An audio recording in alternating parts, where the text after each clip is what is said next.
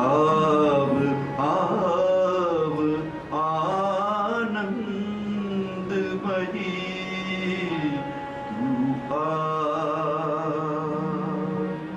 तू लाव सकल तव ललित लगर तू लाव सकल तव ललित लगर तव ललित लगर अहिला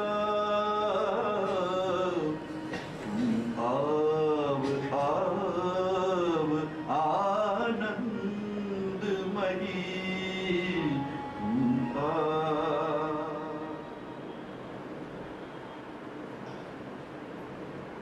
या देवी सर्वभूतेषु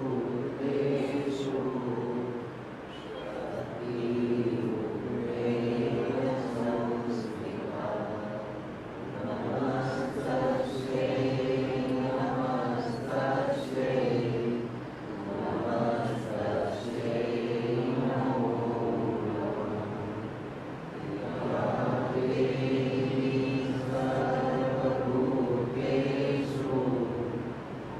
मातृरूपेण संस्थिता नमस्तस्यै नमस्तस्यै नमस्तस्यै नमो नमः या देवी सर्वभूतेषु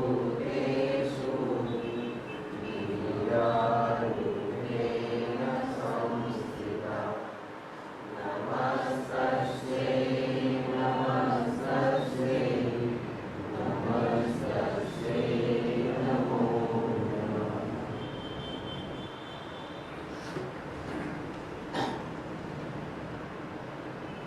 पूज्य माँ भगवती, पूज्य श्री अरविंद,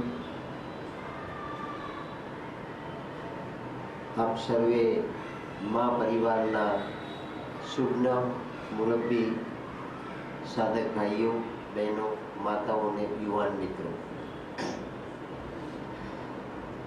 सावित्रीनी आपणी आ साधना यात्रा में श्री अरविंदे पोतानो योग प्रगट कर्यो छे। અત્યાર સુધીના પૂર્વ અને પશ્ચિમના જેટલા પણ યોગ દર્શન છે એ બધા જ યોગ દર્શનનો સર્વશ્રેષ્ઠ વૈજ્ઞાનિક સમન્વય, જ્યાં જગતની તમામ સંસ્કૃતિના તમામ આધ્યાત્મિક માનવોને પોતાના જીવનની ગતિને આત્મસાત કરવાને માટેનો માર્ગ મળી જાય એવો રાજમાર્ગ શ્રી અરવિંદે પ્રગટ કર્યો। એ હિન્દુ હોય, મુસ્લિમ હોય, શીખ હોય, ઈસાઈ હોય, ક્રિશ્ચિયન હોય, જાપાનીઝ હોય, જર્મન હોય, અંગ્રેજ હોય, ફ્રેન્ચ હોય, ડચ હોય, રશિયન હોય, આસ્તિક હોય, નાસ્તિક હોય, પાપી હોય, પતિત હોય, શ્રદ્ધેય હોય કે અશ્રદ્ધેય હોય, પૃથ્વીને પાટલે માનવની ઉત્ક્રાંતિમાં પરમાત્માએ પસંદ કરેલો એક વિશિષ્ટ ક્લાસ, જે ક્લાસમાં જીવનના ઉદ્દેશ તરીકે ઋષિત્વ પ્રગટ થવાનું છે, એ ઋષિત્વને પ્રગટ કરવાને માટેની યાત્રા ધર્મ, સંપ્રદાય, દર્શન, વાદ વિવાદ, માન્યતા, ભ્રમણા, અનુભવ એ બધાની ઉપર એક આત્મવિજ્ઞાનની ઉત્ક્રાંતિનું ઊંચામાં ઊંચું સ્ટેપ શ્રી અરવિંદે પોતાના સ્વાનુભવથી પ્રગટ કર્યું। આપણને આપણા ઈષ્ટદેવનું પરાવાસ્તવિક સ્વરૂપ પ્રાપ્ત થઈ જાય, આપણને આપણી પ્રકૃતિને માટે આરાધ્ય જે પરમાત્મા છે એ પરમ તત્વનો આ એક જ જીવનમાં અહેસાસ થઈ જાય, આપણા આ જ જીવનની અંદર જન્માંતરનો હેતુ સિદ્ધ થઈ જાય, એવી ગતિ પ્રાપ્ત કરવાને માટે આત્માની જે કૃપાની આવશ્યકતા છે એ કૃપાની પ્રાપ્તિ એનો રસ્તો શ્રી અરવિંદે પ્રગટ કર્યો। કારણ કળિયુગની સમાપ્તિ કરવાને માટેની આ યાત્રા શ્રીમદ ભાગવતના 12મા સ્કંદમાં વ્યાસજીએ પ્રગટ કર્યું. કળિયુગને લાખો વર્ષ બાકી છે. હજુ કળિયુગને અત્યાર સુધીમાં 5000 વર્ષ થયા. ભગવાન કૃષ્ણએ ભાલ પ્રદેશમાં પોતાનો દેહ છોડ્યો તે દિવસથી કળિયુગનો પ્રારંભ થયો. દ્વાપર યુગની સમાપ્તિ થઈ. લાખો વર્ષનો આ કળિયુગ એને શ્રી અરવિંદે પોતાની આ સાધનાથી સમાપ્ત કર્યો. નવા ટાઈમનું સર્જન કર્યું અને નવી સ્પેસનું સર્જન કરવાને માટે અતિ મનસને પૃથ્વીની ચેતનામાં નીચે ઉતાર્યું. ભારતના ઋષિ મુનિઓએ સદીઓ પહેલા અને શતાબ્દીઓ પહેલા જે રૂથ ચેતનાના દર્શન કર્યા છે એનું અવતરણ કરાયું નથી. એ રૂથ ચેતનાને જોયા પછી એનું ક્વોન્ટમ, એનો પ્રદેશ તો આપણી એક બૌદ્ધિકતામાં એને પકડવાને માટેનો આપણો પ્રયાસ છે. માટે એ જે અવસ્થા છે પરમની, સચ્ચિદાનંદની, સત્વ રજસ અને તમસની પ્રકૃતિ બનેલી ગંગોત્રીની, જે ગંગામાંથી આ મેટર પ્રગટ થઈ, જે ગંગામાંથી બ્રહ્માંડ પ્રગટ થયું, જે ગંગામાંથી સાકાર સૃષ્ટિ પ્રગટ થઈ, જે ગંગામાંથી વિઝિબલ કહી શકાય એવું આ 14 બ્રહ્માંડનું અસ્તિત્વ પ્રગટ થયું. એ ચૈતન્યની મહાશક્તિ, જેને ગાયત્રીજીના મંત્રમાં ભર્ગો વરેણ્યમ કહેવાય, શ્રી અરવિંદના ગાયત્રી મંત્રમાં વરમ રૂપમ જ્યોતિ કહેવાયું. અને ભારતના ઋષિ મુનિઓએ એનો અનુભવ કર્યો. તમસો માં જ્યોતિર્ગમય. જીવનનો આ તમસનો પિંડ, જીવનની આ તમસની પ્રકૃતિ, જીવનની આ જળ દેખાતી પ્રકૃતિએ ઉત્ક્રાંતિ પામતા પામતા પામતા જે અવસ્થાને આત્મસાત કરવાની છે તે અવસ્થાની ગંગોત્રી એ સચ્ચિદાનંદ છે. એ ભગવાન દત્તાત્રેયની પ્રકૃતિ છે. બ્રહ્મા, વિષ્ણુ અને મહેશની એ ત્રિવેણી છે. બ્રહ્મા, વિષ્ણુ અને મહેશનું એ ત્રિમૂર્તિ સ્વરૂપ છે. બ્રહ્મા, વિષ્ણુ અને મહેશની એ 3 ડાયમેન્શનલ રિયાલિટી છે. એને જોઈ છે ઋષિ મુનિઓએ, એને પોતાના સાધનાના અનુભવમાં પીછાણી છે, પણ એને પોતાની પ્રકૃતિ ઉપર અવતરિત કરી નથી.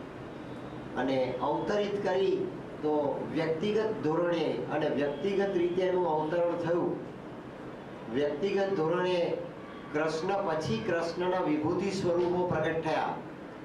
કૃષ્ણની જે માટી, કૃષ્ણના પંચમહાભૂતનો જે પિંડ, કૃષ્ણના પંચમહાભૂતની જે આકૃતિ, એ સત્વ રજસ અને તમસની પ્રકૃતિની આકૃતિ નથી. એ માટી દેવકીના ઉદરથી જે પ્રગટ થઈ, એ કૃષ્ણની પંચમહાભૂતની માટી, એને માતાજીએ ડિવાઇન મેટર કહી છે. મેટરના 3 પ્રકાર બતાવ્યા માતાજીએ એજન્ડાના ગ્રંથોમાં. મધરે પોંડિચેરીમાં એજન્ડાના 13 ગ્રંથો પોતે સંવાદ દ્વારા પ્રગટ કર્યા છે. એને નામ આપવામાં આવ્યું છે એજન્ડા. મધરના સેક્રેટરી હતા સતપ્રેમ કરીને, ફ્રેન્ચ સાધક. એની સાથેના વાર્તાલાપની અંદર માતાજીએ પોતાની સાધનાના ગહનમાં ગહન રહસ્યો પ્રગટ કર્યા છે. શ્રી અરવિંદે પોતાની સાધનાના ગહનમાં ગહન રહસ્યો આ સાવિત્રીમાં પ્રગટ કર્યા છે. અને મધરે પોતાની સાધનાના ગહન રહસ્યો આ એજન્ડાના ગ્રંથોમાં પ્રગટ કર્યા છે. આવતીકાલનું વિજ્ઞાન આ એજન્ડાના ગ્રંથોને રિસર્ચની એન્સાઇક્લોપીડિયા તરીકે સ્વીકારશે. આત્મવિજ્ઞાનનો પાયો એ આ એજન્ડાના ગ્રંથો બનશે. અને ભારતની અંદર જેટલા પણ શ્રી અરવિંદના રેલિક્સના ઇન્સ્ટોલેશન વાળા કેન્દ્રો છે, જ્યાં શ્રી અરવિંદના દિવ્યાંશ પધરાવવામાં આવ્યા છે, શ્રી અરવિંદના સુપ્રામેન્ટલ બોડીના અંશ પધરાવવામાં આવ્યા છે, જેનો અણુએ અણુ પરિપૂર્ણ છે.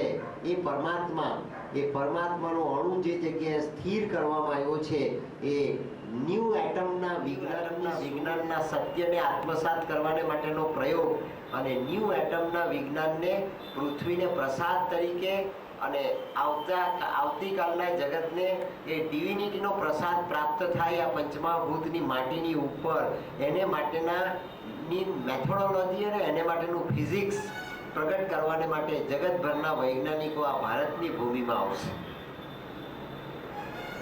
આ અતિ મનસની ચેતના છે અને અતિ મનસનો એટમ એ શ્રી અરવિંદના રેલિક્સ તરીકે આ સમાધિમાં પધરાવવામાં આવ્યો છે. આઇન્સ્ટાઈન લખે છે કે આ એટમનો નાશ થતો નથી, એનો વિસ્ફોટ થાય તો બ્રહ્માંડનો નાશ થાય, એટમનો નાશ થતો નથી. એ જે એટમ છે, પણ આ એટમ મેટરનો એટમ નથી, આ એટમ ચૈતન્યનો એટમ છે, ડિવિનિટીનો એટમ છે, સચ્ચિદાનંદનો એટમ છે. અને સચ્ચિદાનંદનો જે પરમાણુ છે, એ પરમાણુ આ દિવ્યાંશ તરીકે દરેક સેન્ટરમાં અને આપણી જામનગરની ભૂમિમાં પણ આ સેન્ટરની અંદર એ દિવ્યાંશને પ્રસ્થાપિત કરવામાં આવેલા છે.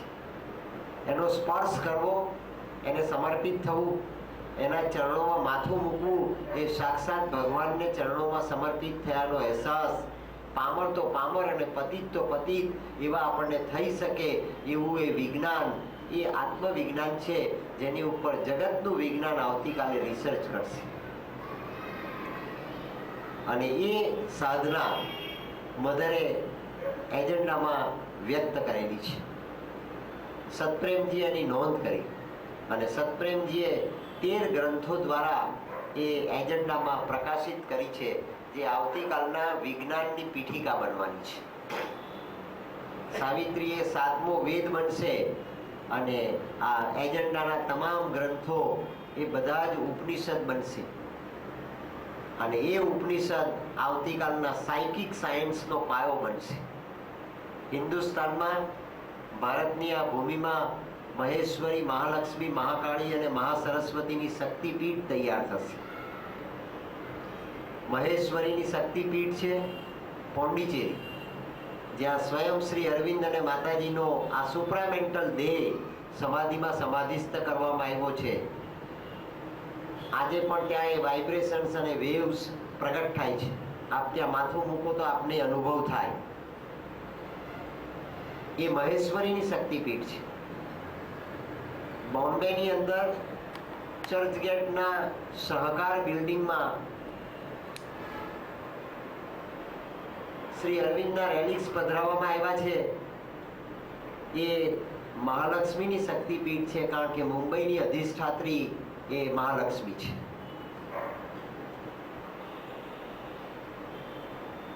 શ્રી અરવિંદે માતાજીની આ ચેતનાના, સાવિત્રીની આ ચેતનાના, આવતીકાલની ગાયત્રીની આ ચેતનાના, આવતીકાલની પરા ચૈતન્ય શક્તિની ચેતનાના 4 સ્વરૂપ પ્રગટ કર્યા. The mother